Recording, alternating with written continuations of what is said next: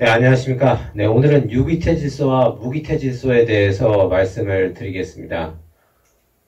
먼저 유기태 질소의 정의에 대해서 말씀을 드리겠습니다. 우리가 보통 유기태 질소라고 하면 유기물로 된 질소를 보통 생각을 하는데요. 근데 유기태 질소라고 하면은 엄격하게 좀 더 정확하게 얘기를 하자면 탄소와 결합된 질소로 보는 게 맞습니다. 왜냐면 그 유기태 질소에는 요소 같은 것도 포함이 되기 때문에 그 요소는 유기물이 아니거든요. 그래서 유기태 질소로 정의를 하려면은 탄소와 결합된 질소로 보는 게 보다 정확하다. 그렇게 말씀드릴 수 있겠습니다. 다음 무기태 질소의 정의입니다. 그 무기태 질소는 앞에서 말씀드린 유기태 질소와는 달리 탄소와 결합되지 않은 질소를 뜻합니다. 그리고 이제 유기태 질소가 미생물에 의해서 변한 질소, 즉 이제 미생물에 의해서 유기태 질소가 무기태로 변하는데요. 무기태로 변환이 돼야만이 비로소 식물이 이용을 할 수 있고 비료 효과가 나타난다. 그렇게 말씀드릴 수 있습니다. 다음 이제 유기태 질소의 종류에 대해서 말씀드리겠습니다. 유기태 질소로는 단백태, 아미노태, 그리고 사이안, 아마이드태, 그리고 요소태, 요 이제 총 대표적으로 이렇게 네 가지가 있는데요. 우리가 보통 유기물이라고 얘기하는 게 이제 단백태, 아미노태가 이제 유기물에 해당되고, 앞에 말씀드린 요소라든가, 그리고 이제 사이안 아마이드태, 이건 석회질소입니다. 근데 이제 석회질소는 대부분 토양계량에서 이제 주로 활용을 하기 때문에 이제 칼슘 때문에 주로 이제 많이 사용을 하시죠. 다음 이제 무기태 질소의 종류입니다. 무기태 질소에는 이제 암모늄태, 질산태, 그리고 질소가스, 아지산가스 이렇게 뭐 대표적으로 이 네 가지를 들 수 있는데요. 우리가 보통 비료라고 하는 것은 이제 암모늄태하고 질산태가 이제 해당이 됩니다. 우리가 밭에서 뿌리는 대부분 그래놀 타입이 암모늄태 질소가 많고요. 그리고 이제 질산태 같은 경우에는 양육비료라든가 주로 이제 물에 직접 녹여서 쓰시는 대부분의 비료가 질산태가 많다. 그렇게 말씀드릴 수 있습니다. 그 앞에서 잠깐 말씀드렸는데 그 유기태가 비효를 나타내기 위해서는 반드시 이제 무기태로 전환이 되어야만 합니다. 그래서 유기태 질소가 무기태 질소로 바뀌어야만이 비로소 식물이 흡수할 수 있는 질소로 변화된다. 그렇게 말씀드릴 수 있겠습니다. 그래서 사실 이제 오늘 강의의 제일 중요한 부분이 여기에 다 들어 있습니다. 기본적으로 이제 유기태 질소가 미생물에 의해서 1차적으로 암모니아태 질소로 이제 바뀐 다음에 그 다음에 이제 암모니아태 질소는 다시 미생물에 의해서 질산태로 바뀝니다. 그래서 이제 비료로서는 이제 질산태가 이제 최종 종점이라고 말씀드릴 수 있고 질산태 질소 역시도 이제 미생물에서 계속 변화를 합니다. 그래서 우리가 보통 유기물이라고 하는 거 그리고 이제 그 다음 요소하고 석회질소 이게 이제 유기태 질소고요.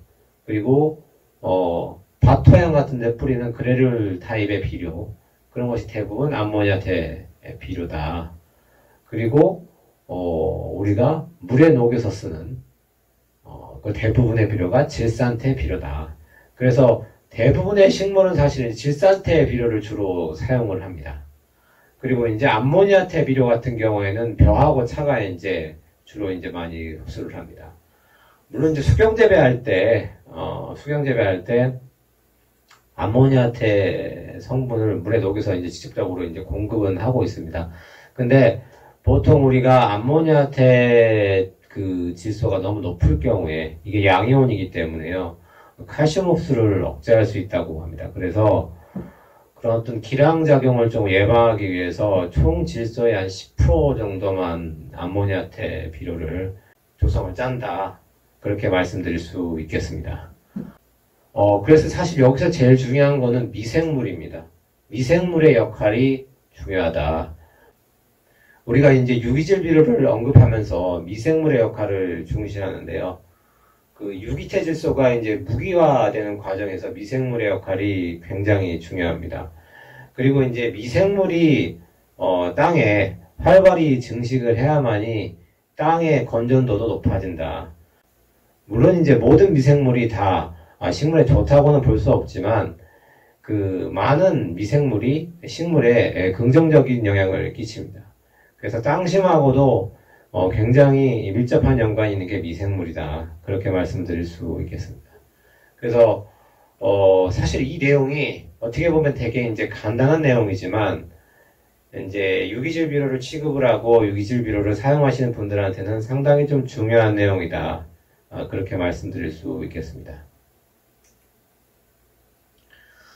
네, 그래서 오늘은 그 유기태질소와 무기태질소에 대해서 말씀을 드렸습니다. 그 유기태질소는 기본적으로 탄소와 결합된 질소.